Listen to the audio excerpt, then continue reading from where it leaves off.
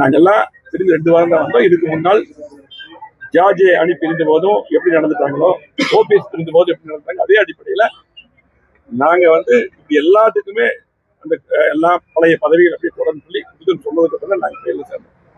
அவர் இதுவரையில் அது பண்ணல. அது மட்டும் இல்லாம பாத்தீங்கன்னா பொதுக்குழு உறுப்பினர்கள் நாங்க பொதுக்குழு கூட்டி தோல்வியை பற்றி ஆராய்ச்சி சொல்லியிருக்கோம். அதே போல பாத்தீங்கன்னா இன்றைக்கு எந்த முடிவு எடுக்கிறதுக்கும் நாங்க ஒரு கமிட்டி போடணும்னு சொல்லியிருக்கோம். இப்படி பல கோரிக்கையெல்லாம் வச்சிருந்தோம். தோல்வியை பற்றி ஆராய்ந்து அதெல்லாம் எதுவுமே இதுவரை செய்யல. அதே போல இப்ப பாத்தீங்கன்னா பொதுக்குழு செயற்குழு உறுப்பினர்களை இன்றைக்கு எல்லாத்தையும் 200க்கு மேற்பட்டவர்களை இன்னைக்கு மீண்டும் தொடர்ந்து டெய்லி நீக்கிட்டே இருக்கிறாங்க. இதெல்லாம் இருக்கக்கூடாது. கண்டிப்பாக கட்சி பலப்படுத்த வேண்டும். பிரிந்து போனவர்கள் இந்த கட்சியில் நிறைய பேர் நீக்கியிருக்காங்க. இதுக்கு முன்னாடி எப்படி அவங்களுக்கு தெரியும். முன்னாடியே சொன்னோம்.